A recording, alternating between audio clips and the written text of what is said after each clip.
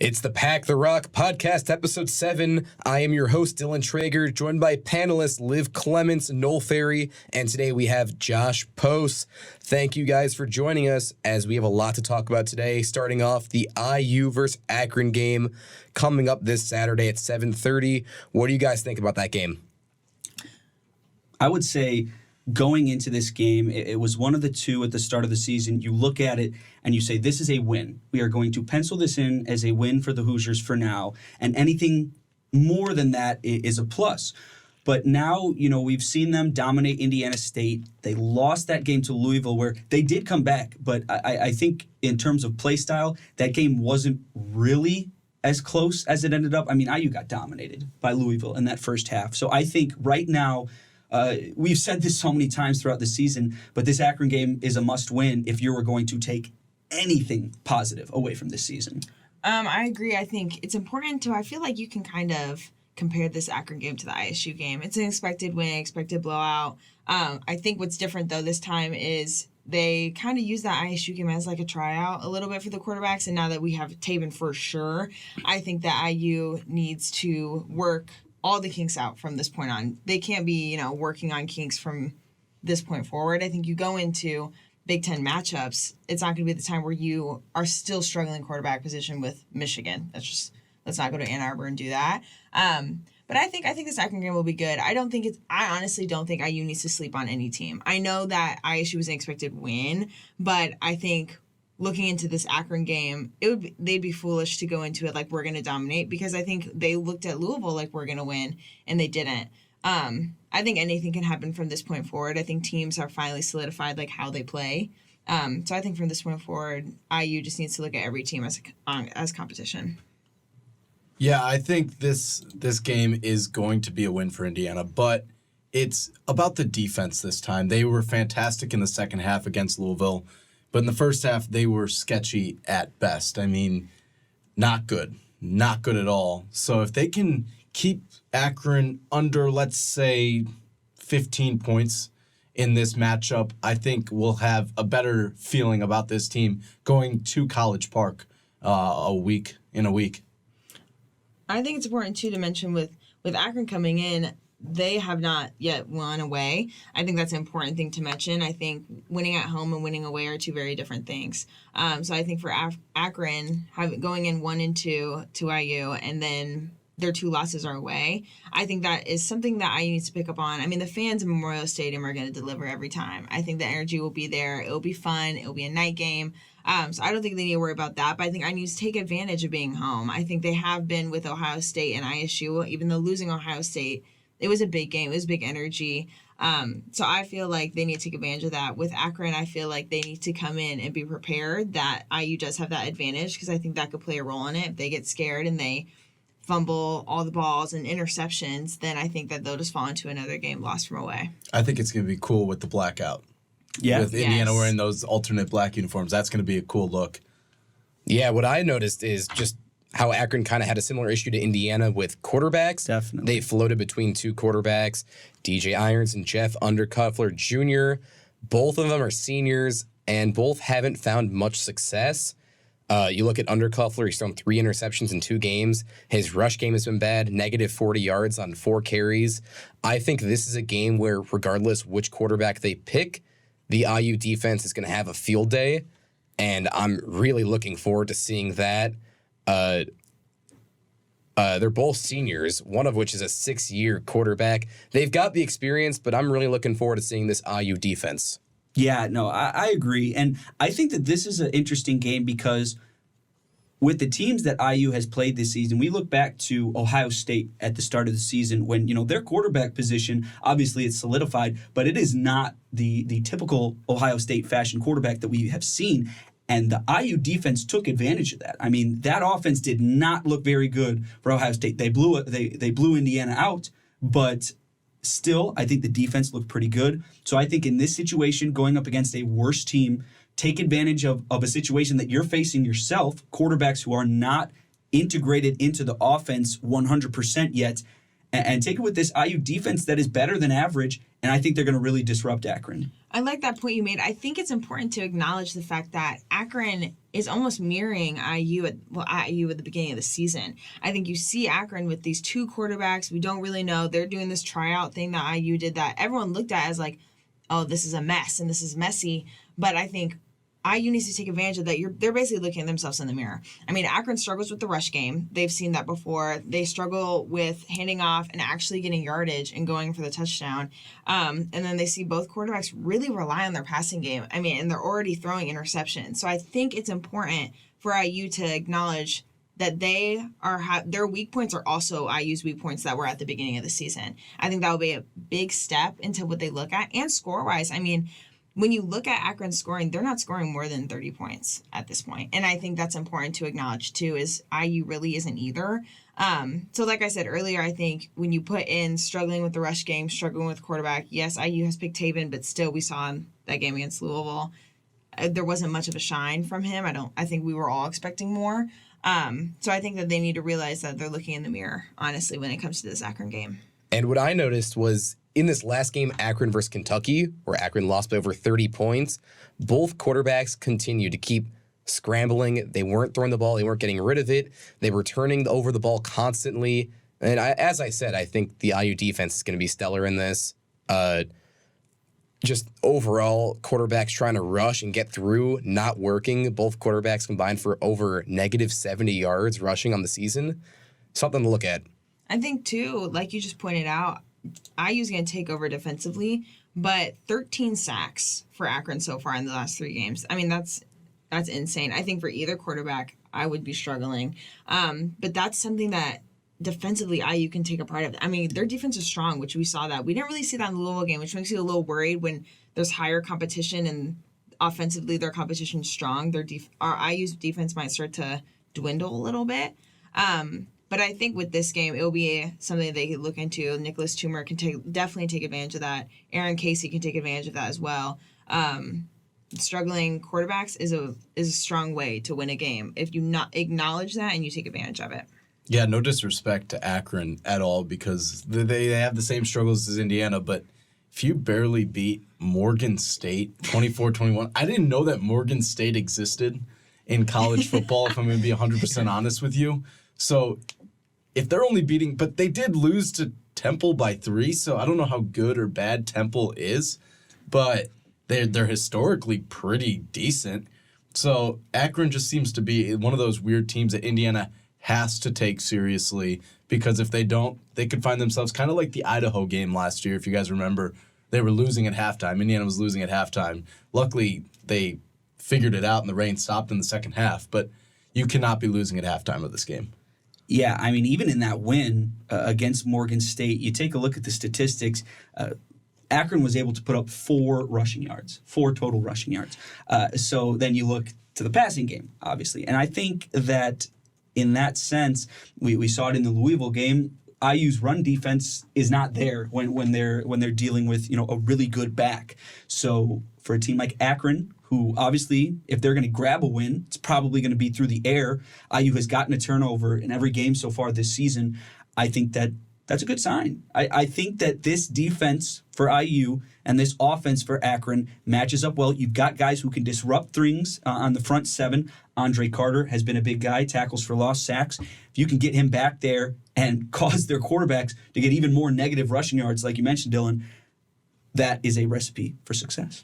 I agree. I think, though, what's important to acknowledge that even if IU's defense is super strong, you have Phillip Dunham on there, you have Aaron Casey, all of them, then the other side still has to produce. So let's say defense is strong, they're powerful, they get them out on 3rd downs, they don't allow 4th downs, but the offense goes out there and doesn't work, then you have defense back out there. And it gets to the point where they get tired, and you can start to see that. You can start to see it dwindle. You can start to see the gaps and all that in there. So I think if you can't do both sides, it's going to be hard to win a game regardless. And I think that's what's important going into this game for Akron with IU is that they need to show that offensively they can deliver as much as the defense is, because right now the defense is keeping IU floating.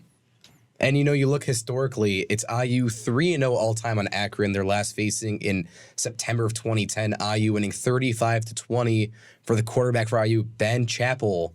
350 yards, 4 touchdowns. I got to ask you guys, who is your first touchdown for IU in this game? I'm going Jalen Lucas. I got to go Jalen Lucas. Okay, I'll say Jalen Lucas just because no one else has really stood out to me. But I do think this can be a chance for other people to step up in the board. Like, for example, EJ Williams, I think he could do it. I'm going to go Jalen Lucas, though. I'm going to call my shot here. I think it's going to be Omar Cooper Jr. I think he's going to get that first one. They're playing a lesser opponent, and it's either Omar Cooper or the Indiana defense. I just have that weird feeling that the defense is going to do something on Saturday night. My bold prediction, I think we are going to see Jalen start off the drive with a big run. We'll see 2 passes, and then when IU is in the red zone, we're going to see Taven take it in himself. I think he's going to take off and put 6 on the board. Is that going to be at the 1-yard line? No, it'll be from the 3. Yeah, maybe not too close. Let's stay away from the 1-yard line Stay to this away week. from there until maybe in practices they figured it out, but not too close. I do have a little bit of fear in this game. The last Akron game I watched was in 2018. They were at Northwestern. It was their first win against a Big Ten team ever. So I'm very nervous about that. That I hold the Akron 1-0 record against Big Ten teams. See, we might have to have you leave the podcast. See, I'm not even gonna be here. I'm not gonna be here Saturday, so okay. I'll be. Where are you being? Are you bandwagoning away from IU? Well, sort of in a way. Scared. I'm going to Michigan State, Maryland. My sister goes to grad school up there, so we're doing a little weekend up there. You get a pass. Yeah. Okay, so I've got a prediction for you now. The one game this year you don't go to at home, I got a feeling LeBron James going to be in the house this weekend. The one game. That's my prediction. You're stealing my thunder with my WIUX tweet right now. What was your tweet? Oh, it's going to be a good tweet, but I'm not going to say it right now because it's going to come out Saturday. He's got it scheduled. He's already got it scheduled. I heard it Monday. There we go. What insider did WIUX give you on LeBron's return to Bloomington? Well, nothing, but Taven Jackson is just a kid from Greenwood. That's all I'll say. Okay. Now we're in suspense. Bronny could be coming down here pretty soon. Oh my gosh, here we go. No, we already have Gabe Cupps. Gabe Cupps is, I think, better than Bronny. No, playing against IU. Oh, yeah, actually, next year. It'll happen. Yeah. We got to get back to football. Yeah. We got to get back I don't want to talk about Stephen Pardo anymore. I know it's a lot easier to look at this, talk about IU basketball, but we're talking about football. Mike Woodson's a great coach, but we got to talk about Tom Allen. So now, looking at the game, it's IU favorite -17. Josh, I know your math isn't so good. That could be 2 touchdowns and a field goal. What do you think is the final score? Ooh. Can we talk about covering the spread and stuff like that? I don't condone betting, but yes, Okay, yeah. I think so. Okay, so... You don't condone betting, though, right? No, I don't. Okay. 1-800-GAMBLER. Right. Yeah, if you have a problem, obviously. But I bet against Indiana State. I'm not going to lie. I did not, actually. I know people that did. +31 was the spread. -17, I'm going to go Indiana covers. I think they're going to win, let's go 56-14. They're going to have 56 points. I'm telling you, this offensive explosion is going to start in the first quarter, and it's just going to keep going. I don't think Tom Allen... Especially because he's everyone on this offense and coaching staff has to be coaching for their jobs here at this point. So they're going to try to run up the score and maybe just blow Akron all the way back to Cleveland. 56 is a lot. I think if Michael Penix was still here, or like Nate Sudfeld maybe. Why are we not believing in Taven Jackson? I believe in him, but I really haven't seen him throw the ball that much. I've seen him throw dots. I'll say I think my score is going to be 41-3. I don't see defensively IU letting Akron score because their offense is even that strong. I do think this will be a good chance for IU to show defensively they can score and offensively. I think that if more than Jalen Lucas and Taven Jackson score, it could be a 41 game. That's my prediction. If they only use Taven and Jalen, it will be lower. Yeah, I actually agree with you, Liv. I don't think Akron's going to get in the end zone. I think this defense is going to just disrupt this pitiful offense. So, yeah, I'll say Akron's going to score 3. For the Hoosiers, I was, thinking maybe for these past few games we'd see that offensive explosion. So I think I'm going to stop predicting that. I think IU will come away with the win 24-3. I think they'll get a couple rushing touchdowns, maybe one passing touchdown to add on to the season. It'll be a lower scoring game, but they will keep Akron out of the end zone. I mean, I think I agree because I also think that it's not defense has to be good, right? But I don't think it'd be a low scoring game because Akron's defense was so good. I truly believe it would be because offensively they struggle. Yeah. I don't see Akron holding IU to 24 because their defense was so strong and they couldn't figure it out. I think it could be literally just because offensively they can't figure it out themselves. Yeah. Some self-inflicted mistakes, some misplays here and there. No, I agree with you. I got IU taking it 31-10. I think it's going to be very similar to the Indiana State game where they take a good lead early. I think that Taven will play great, and I think they're going to pull him out and rest him at the end, let Sorsby play a little bit, and I think it's going to be a very fun game all around for IU and the fans. You think Sorsby's going to play? I think there's no reason on leaving Taven in if you're already up by 3 scores at the end of the game. I think Blaze McKibben should be playing if we're up by that many points. I'm excited to see I want to see it. I think we go for anything here. Could that be next week or 2 weeks? I think Dexter Williams is going to be more into Big Ten play, but I don't see IU not playing him this whole season. Hey, if they could kind of like Donovan McCulley him and put him in a wide receiver position or like a running back type thing, you see it a lot in college football. I wouldn't be surprised. I know he came off an ACL injury, and you have Taven, who's more of a throwing quarterback, and it seemed to work in the second half of last week's game. You could see, not this year, well, he only has, 1 year, 2 years left? So maybe next year we could see like a Dexter Williams wide receiver. That's my call on my shot. I just don't see Taven being able to figure it out, like, in the long run to the extent that he is starting for the rest of the season. Only because, like, it took so long that first half. Well, he is an NFL quarterback. That's what they told him in recruiting. This is what I gotta say. When coach says you play better than you practice, I'm gonna take it as a red flag. Only because, like, I feel like that says what it needs to say. Like, I feel like if you are going into the game and everyone's just like, okay, he'll do good. Like, we think he'll do good today. That's a good point. Like, that doesn't make sense to me. If the flow isn't in practice, it's not gonna just all of a sudden flow on the field. And I feel like that's what people are like, oh, okay. And you saw that in the Louisville game. It took a whole first half offensively for them to figure it out. You can't do that for the rest of the season because Big Ten matchups, they're going to take advantage of that first half of the game. If anything, that's probably their strongest part of the game will be that first half. And then IU's not going to come back from a 56-0 game. Yeah, I think if we take a look at the quarterback situation going forward, obviously Taven's going to be playing Akron. And then I don't think we'll see Dexter next week. They'll give him more time than that so that Taven will play Maryland as well. If he's available, do you want to put Dexter Williams in against number 2 Michigan on the road? I don't think that's the point to do it. You're going to go there, get smoked with a quarterback who hasn't played in a very long time in this new system where already it's been a quarterback carousel, and you're going to lose all confidence that you have in yourself coming back from injury, playing against Michigan over in Ann Arbor. I don't think that's the point to put him in. Maybe it's Rutgers the week after. Homecoming? Maybe the homecoming for Dexter Williams as well. I see health is going to be the main thing for IU. We talked about that. We said that health is the main thing. You keep using Jalen Lucas like that, the odds of him getting hurt are high, and let them lose Jalen Lucas, they lose their offense. And I think that they need to put that in perspective. I think Dexter Williams does have the potential to come back. I think there's going to be hesitation, and his guard's going to be up, of course. I mean, you tear your ACL, that's not a small injury. You didn't just break your pinky. But I think that it could be something. I mean, I think that if Taven from this point on does not win a game after Akron, like give it like 3-4 games, not even 3, 2-3 games, they're going to start switching in quarterbacks. Sorsby and Dexter will be on the line. Well, if he goes for 350 yards in the next 2 weeks, I think it's Taven's spot, especially in Ann Arbor. But if he continues to show what we saw in the second half of that Louisville game, I don't see why it's not Taven Jackson's team for the next 2 years. The way I look at it, he played a great game against Indiana State. He played a very competitive game against Louisville, especially in the second half. I believe very firmly they're going to blow out Akron on Saturday. Why change away from him when he's rolling with the team? You don't want to screw up any mojo they have. And if he does start falling off, once Big Ten play starts and the competition picks up, then you switch things. But why not roll with it for now?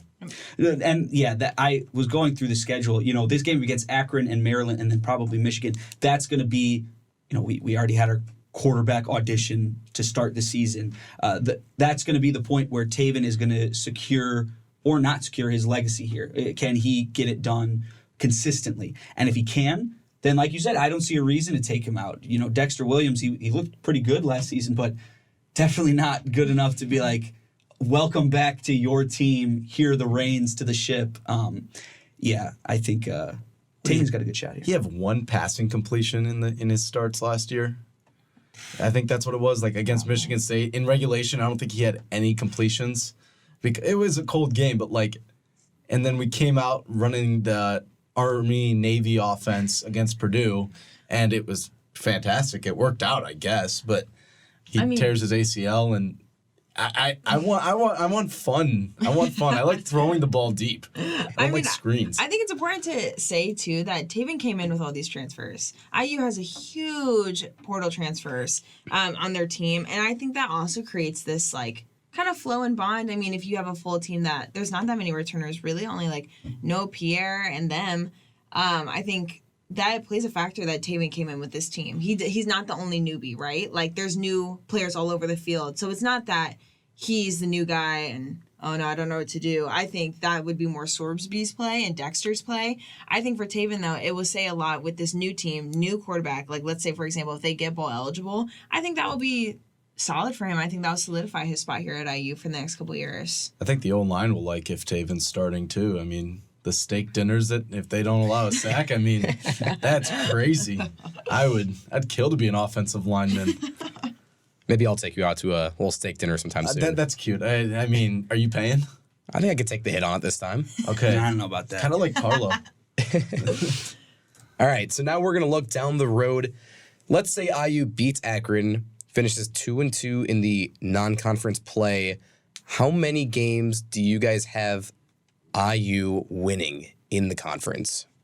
I have 5, which is a big number. 5 conference wins. Yes, but here, Wow. listen. Whoa. Listen. This is like your prediction last week for 50 points on Louisville. And we made the bet for the Starbucks. I don't know. No, I owe you Starbucks. Only because I feel like, okay, if we're going to live up to the hype that we are giving Taven right now, I feel like they can be Maryland. I do. I think they can be Rutgers homecoming. I think their quarterback, Gavin Wimsatt, is solid. But I do think that Maryland, Rutgers, Illinois, and Purdue, maybe Michigan State. I don't think Michigan State's a maybe.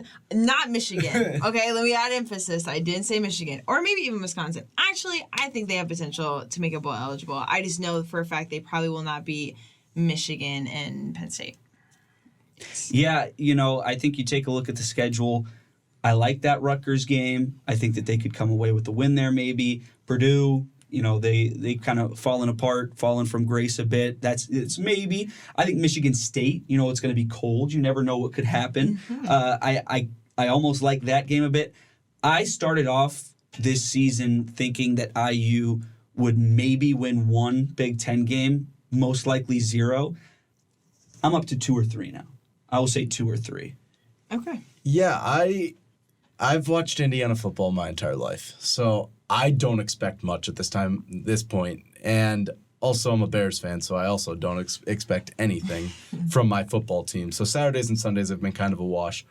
But this year, with this schedule, Indiana could win 7 games.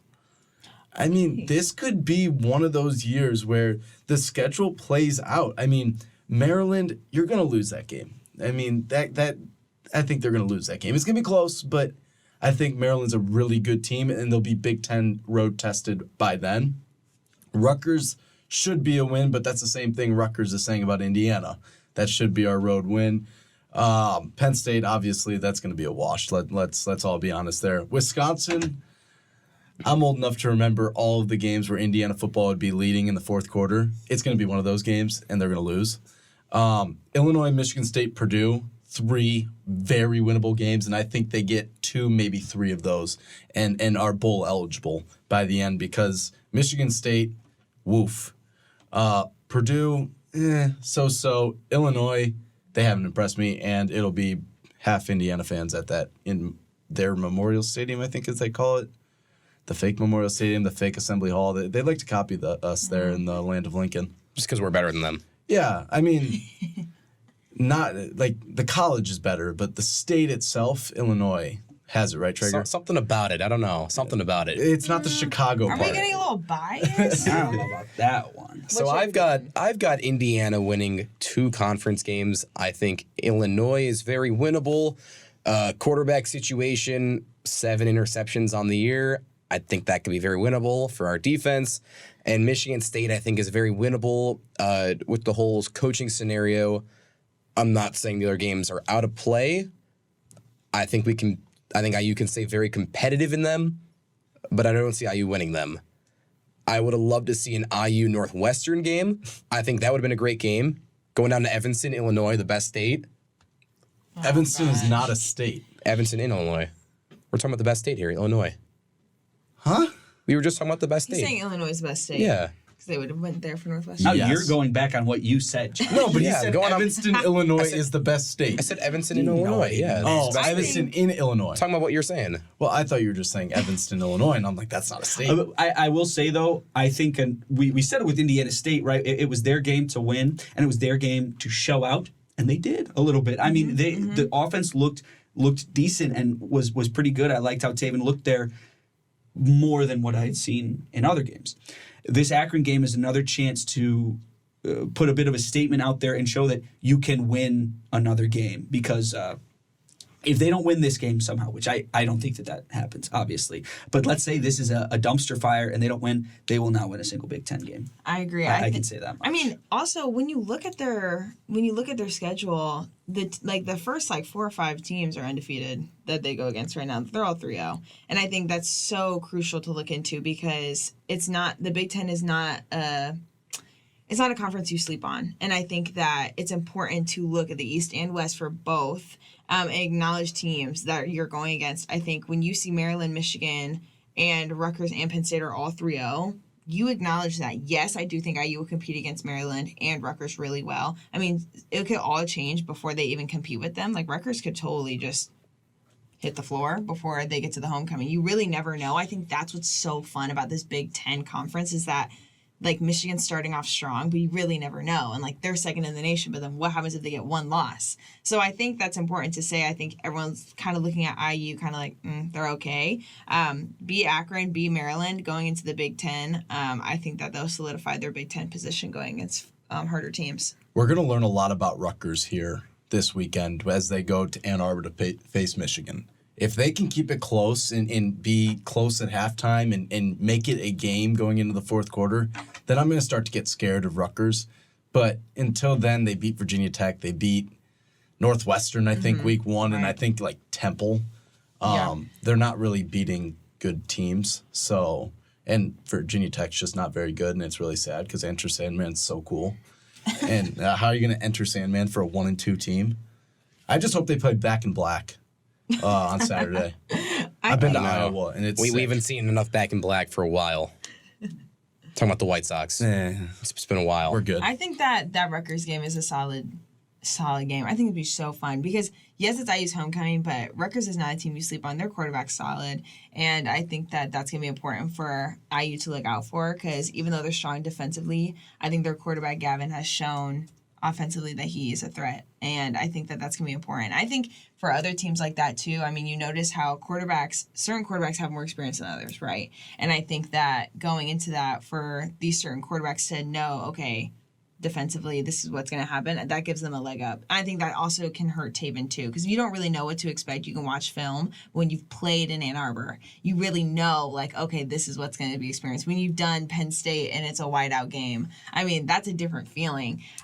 So I think that will be important for them to watch out too. Yeah, Iowa has to go to the whiteout game in Penn State this weekend. My goodness, I could never.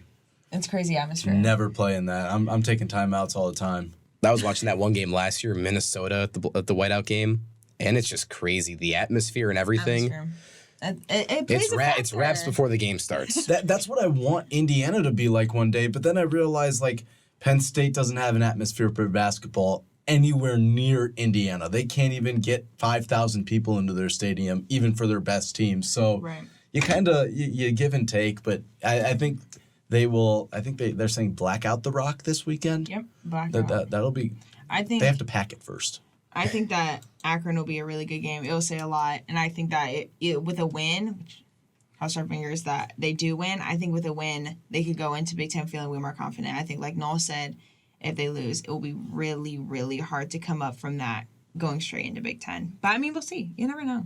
Can we officially, like, put to rest all those people that have been, like, dogging the black jerseys? Because those probably are the best Indiana football jerseys of my lifetime. Cool. If you haven't seen them, go check them out. Black jerseys. I think they're incredible. The best jersey I've ever seen for IU.